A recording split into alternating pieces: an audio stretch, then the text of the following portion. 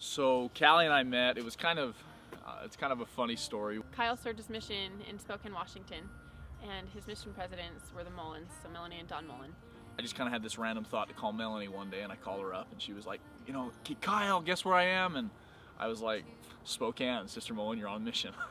And she was like, no, I'm in Utah, I'm in Provo. And I was like, well, Sister Mullen, then I need to come see you. Her daughter was getting married, and my mom happened to be there helping out with the reception. And Kyle went to go visit her, and my mom's like, hey, I have 3 daughters, and yada yada yada. And she said, wait, I need to give you a pitch on why you should date my daughter, is what she said. And I've never forgotten that. You know, she will deny it, but I've never forgotten that. Because in my head I was just like, oh great, all right, here we go. Shoot. According to Kyle, like what he told me was, he's like, oh yeah, okay, what mom isn't gonna talk up their daughters?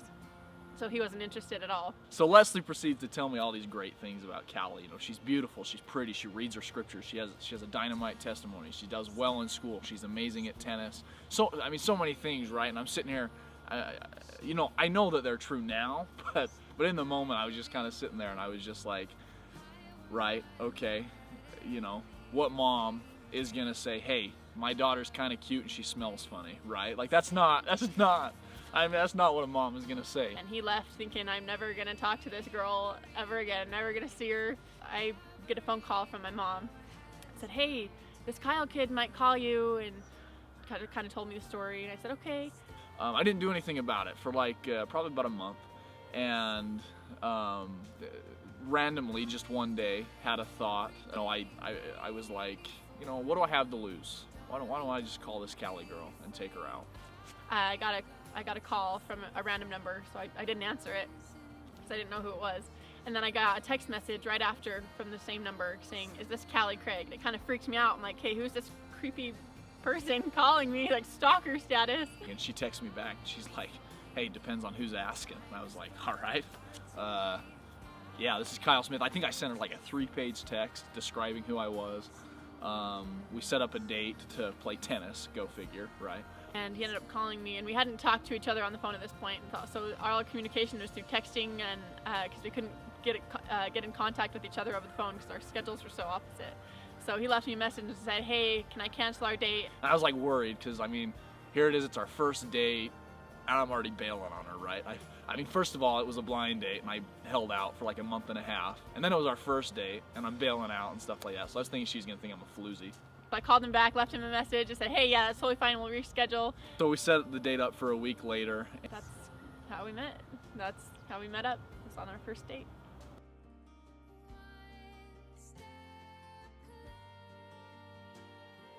The day of the date came, and he'd gotten all ready, and waited for him to come and show up, and he didn't know which apartment mine was, so he called me up and told me he was there. I get to her apartment, or kind of in the area, and I call her, and I'm just like, hey, I don't know which apartment is yours, like, why don't you just walk outside, right, so that I can pick you up.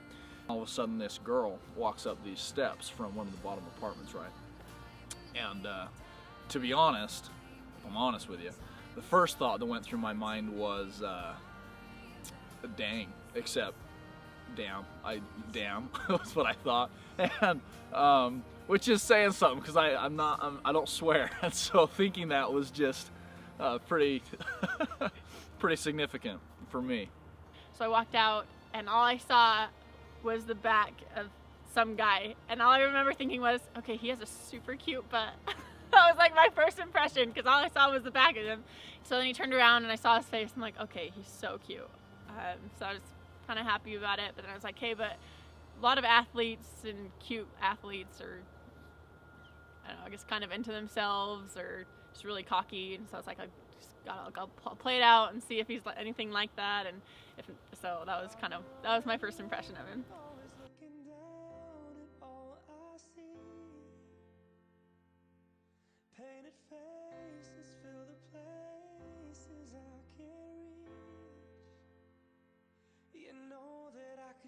We had planned originally to do tennis, and I didn't want to see tennis court, so I texted him. I said, hey, I'm really not feeling playing tennis today. Kind of explained the situation, and I said, he's like, all right, well, what would you like to do? And I said, well, I'm kind of feeling like doing something relaxing. I know that probably sounds so lame. So I said, well, it's like, how about a picnic? And he goes, oh, that sounds awesome. He's like, let's make each other sandwiches. And Which, to be honest, like, saved me, okay? Like, I had found out by this time that she played tennis at the University of Utah. I mean, I love tennis, but I had never really played it up to that point. I mean, I can't even beat my mom. Up to that point, I couldn't beat my mom. I can beat her now.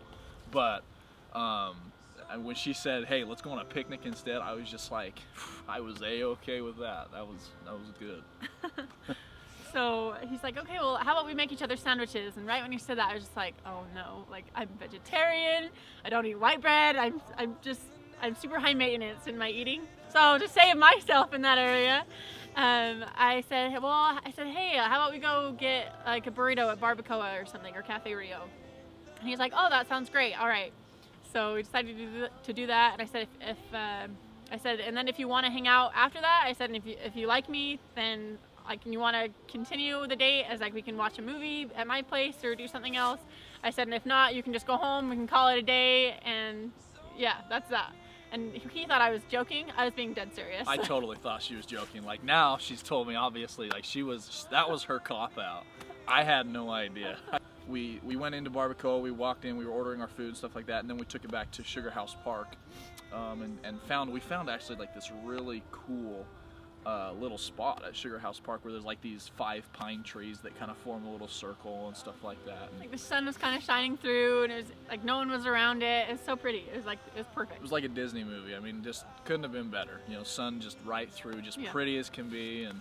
But we laid down, we just started eating, and honestly, we just talked. I mean, I probably picked her up around. It was 5 or 5:30-ish. We talked till probably 9:30, just about everything. Like I shared things with him that I wouldn't have shared with some of my closest friends, and I'm just like, oh my goodness, like this is so easy. It was just like we'd been friends our whole lives, and it was fun.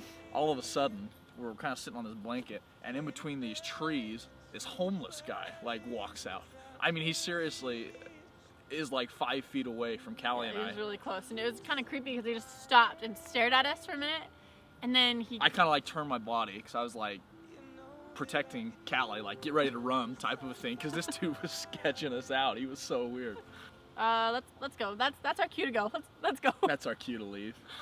So we went back to his car and got in the car. Said, well, hey, do you want to go back and watch a movie? We'd kind of talked about watching Despicable Me because he'd seen the second one but not the first one, and I'd given him a hard time about the first one. Like, that is not okay. You can't just sit there and watch the second one and not the first one. Well, first of all, we can't find Despicable Me, so strike out on number 1, okay? Like, strike out on Despicable Me number 1.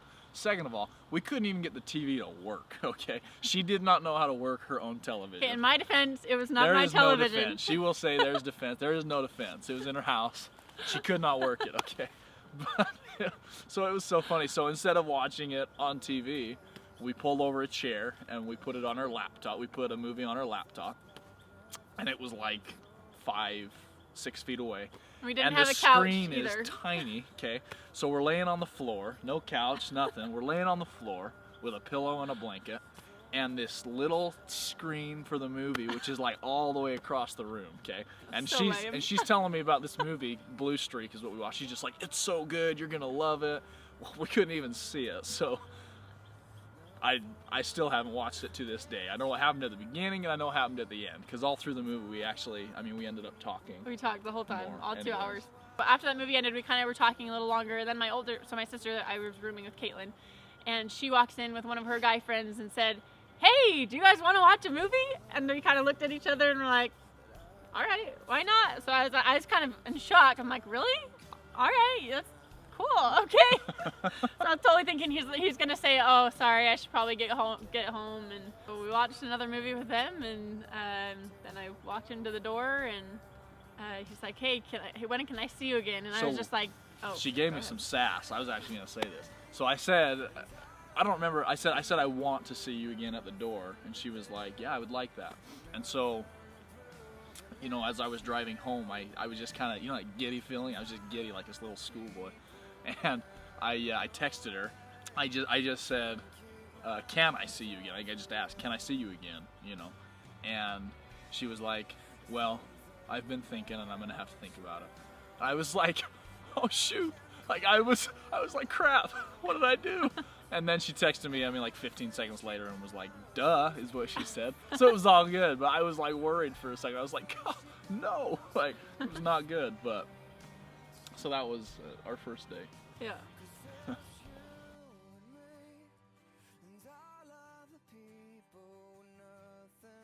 Just a little bit of background on me. I don't kiss. I'm not an easy kisser. I only kiss someone if I am absolutely certain that I like them and that I want to. So our third date, Kyle was over at my apartment, and somehow we'd gotten on Caitlin's television, and we were doing karaoke to to some of the some Lady Antebellum songs, which he might deny that, but that's okay. I'm gonna have to fess up a little bit. I'm not a singer, but we might have been singing some karaoke, like just country music. It was kind of soppy love songs, you know.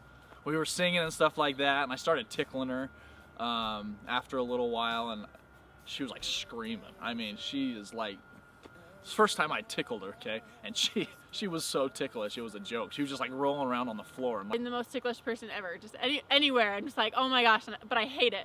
Like naturally, the big brother in me is like, oh, keep going. Like, you've got her down, you keep tickling her. And then he kind of leaned over and kissed me, and I just remember thinking, oh my gosh, I wasn't ready for that, but oh my gosh, that was so cute. So I loved it, and I was just like, okay, that's fine. I was kind of surprised at it. It just felt natural and it felt right, and it was really cute, and she was a good kisser, and yeah, she is a good kisser. But so that was our first kiss story, and I loved it, and I didn't feel bad about it. It was great.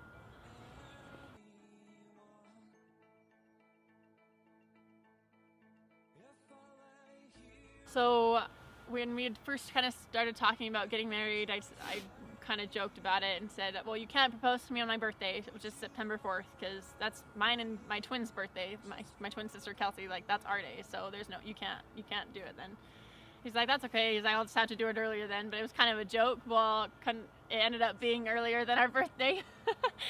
I stayed over at his parents' house, and they was planning on spending the whole day with Kyle the next day, and he's told me to go down back to Salt Lake and go play tennis with one of my teammates. I'm like, well, I planned to be with you like all day. Like, I purposely canceled on this girl so I could hang out with you, and so I went down. In my mind, okay, I got to preface this. So in my mind, I told Callie picked out the ring, and I told Callie that I was getting the ring like in September, right? So Callie was thinking it was in September. I really got it like August 12th or something like that. And so Callie was thinking it was going to be later, but it was really like a month before. And so she's down at my house, and I had this all set out. I had hidden poems. I kind of did like a treasure chest. I had hidden poems in various places, in her house, in her tennis locker, where there were like birthday presents so that she would think it was her birthday, not a proposal, right? I mean, and I was like scared to death she was gonna find them, right? And so I had set it all up so that on a Monday, I could actually propose to her. But she was at my house, and she was like, no, I'm not going down to Salt Lake tomorrow, and stuff like that. And I was like, well, Callie, I mean, in my head, I'm sitting here like, what am I gonna do? I got all this stuff. It's in her house. It's in her locker. She's gonna find it. Finally convinced her to go down and play, tennis in Salt Lake, and then to come back and meet me up in Kaysville. So it took some serious manipulation. I was really impressed with myself, but I was like dead set on staying up there. So then when I finally had to go down, I was like, oh, okay, that's fine. So I went down. I left my tennis shoes in my locker at the U. So I go and looked in my locker, and I see this big gift in my locker, and then it says, "Happy birthday, Cal," and this is in like the end of August. And I was just like, what the heck? Like, and then it said, P.S. like a warning, like, Callie, if you see this before you're supposed to, and you'll know when you're supposed to, don't touch it. I had left it so that she wouldn't open the thing. So I called him on the way to the tennis courts, and so when she called me, I was actually down the street, like from where she was playing tennis. Like, I was actually like right there. Unbeknownst to myself. Getting ready to put the first little poem for the treasure chest on her car while she was playing tennis. And I get this phone call. I'm like, babe, you weren't supposed to get me a gift. I'm like, you totally got me one. And he's like, no. What did you see? And I was like, well, nothing. You told me not to touch it. And he goes, yeah, good. Don't touch it. So I finished playing tennis with Sarah. I walk out to my car, and there was this letter on my window that said Callie. So I opened it up, and here's what it said. I know you've been hitting for a few hours, but don't waste your time by taking a shower. You may be worn out. I hope you don't mind. Just follow these directions, and then you will find 3 lovely gifts that will make you smile. Just know that it might take you a while. The first of these gifts will help you to feast, and though it comes first, it's far from the least. They have been called a pearl by the one we call Lord, so let me tell you where this gift is stored. Look at the table next to your bed, not on the top, but inside it instead. Next to my bed, there's a little table that opens up. So I had to go drive all the way home, and it took me like 25 minutes to get back to my house. So I open up the little table, and there's a new set of scriptures with my name engraved on them. I'm like, that is the cutest thing. And then there was another little note that said, happy birthday, Callie. And to be honest, that was the gift I was the most worried about, okay? Because it was in her apartment, in the bedside table. And it was there for like a week and a half, okay? I mean, it was there forever. And I was like, she's gonna find it. Gosh darn it. Like, it's all going to pot, you know, but... So I opened up the next note, and it said, gift number 2 is something to wear. It's too small for me, so we don't have to share. This gift can be found in a place that is dear, where you've worked out and trained for over 3 years. Look in the place where you put sweaty socks. 26036 should open the lock, and that's the locker combo to my locker at the U. So I was like, oh my gosh, and I just was there with that gift. I had to go all the way back and get it. I didn't feel bad. So went back, opened it, and it was a new sweater and leggings from Athleta, which is like my favorite place ever. So, and then there was another note that said happy birthday that was like decorated all around the edges with happy birthday, Callie, all the way around. So I opened it up, and it said, you found the first 2, and now there's one more. You can find the 3rd gift when the clock strikes about 4. Your final gift is sure to be great. Go to the place of our first date, which is where we had our picnic.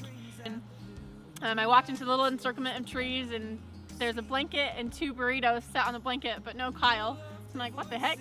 How cute is that? But where is he? And then all of a sudden he comes out from behind a tree, and he's wearing like basketball stuff. I think he had grass on him because I think he'd mowed that day or something. So I'm like, oh, okay, he's not proposing. Like, whew, like he wouldn't be like that. And came out in disguise. She didn't even know. But then I was still kind of uneasy, just thinking maybe he is.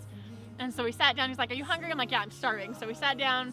We're eating, and we talked for I think an hour. We're talking about, just reminiscing about our first date and how we met each other, and it was really cute. The first question I asked her to throw her off again was, I said, "Did you think I was proposing?" And she was like, I started laughing. I'm like, okay, now he's totally not. I'm like, yeah, I totally did for a second. So kept talking, and he said, hey, so my family is going to Park City for family night. He's like, did you want to meet up with them? Because if you did, we have to leave now to go meet up with them. Park City. They weren't going to Park City.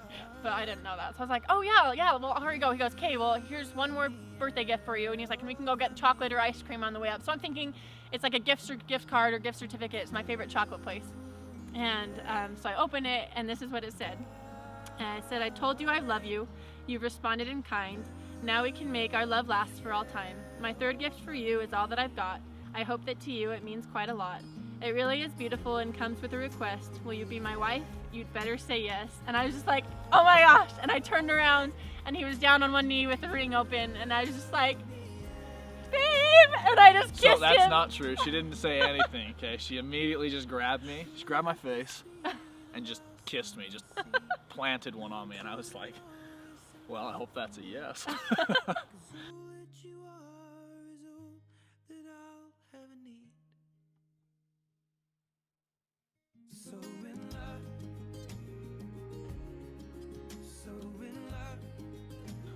So from the very beginning, one of the things, so 2 things. So the two big requirements that I had for the woman that I married were, number 1, I wanted to marry someone who would make me want to be more like Christ. That was my number 1 priority, and my second qualification or priority was that they needed to be like my mother. They needed to remind me of my mother, because there is no one on this planet more angelic than my mother. And man, I mean, I just have to say that Callie fits both. I love the fact that Not only does Callie make me want to be more like Christ, she helps me do it, and I love that. She helps me to be more like Him, and you know, she calls me out on stuff if I'm being a dork. You know, she'll call me out on it. I love it. But she also reminds me of my mom, and she didn't believe me at the beginning. She did not believe me at the beginning, but she is like my mom. Okay, I mean, in so many ways. And I love that about her too. You know, she's hardworking, she's committed, she's goal-oriented. You know, she's driven, just like my mom is. She exercises. I love the fact that she wants to exercise with me for the rest of our lives. All growing up, in fact, when I was little, I would pray to Heavenly Father, and I said, Heavenly Father, help me to find a Nephi to marry. That's all I wanted was a Nephi. He was my favorite prophet in the Book of Mormon, and just all the qualities, how who's just had a strong testimony in Christ and in God, and was courageous and strong belief in the gospel, strong testimony, was a hard worker, a go-getter, ambitious, a great brother, just tried to love and teach and be a good example in everything that he did. And I just remember growing up thinking, there are no Nephis. Like, I don't know what I was thinking when I was little. I don't know what I'm thinking now. I'm like, there's nobody like that. And then I met Kyle. The thought, I'd kind of forgotten about me wanting a Nephi, and that thought popped back into my head like, answer to prayer, here's your Nephi. And I was just like, oh my gosh, it's so true. Like, he is my Nephi in every way. Not only is he an awesome son, he's a great brother. He is a hard worker. He's ambitious. He has one of the strongest testimonies that I've ever seen anyone have. He tries to live what he preaches and what he teaches, as how Christ and God would want him to live. He reads his scriptures every day. He's a good example to me. He reminds me to say my prayers. He just is everything spiritual. He has it. Callie is always happy. Callie is always smiling. You know, I could be at school and have a long day at school, and you know, I'll just be at my house and she'll run in and be like skipping to me and stuff like that, and just happy. I mean, she's just happy, you know, happy with life and happy with who she is, and she knows I think he forgets that he makes me happy, so that is why I'm happy. He is the reason I'm happy. But I love that about her, and we always laugh and talk and just have fun all the time,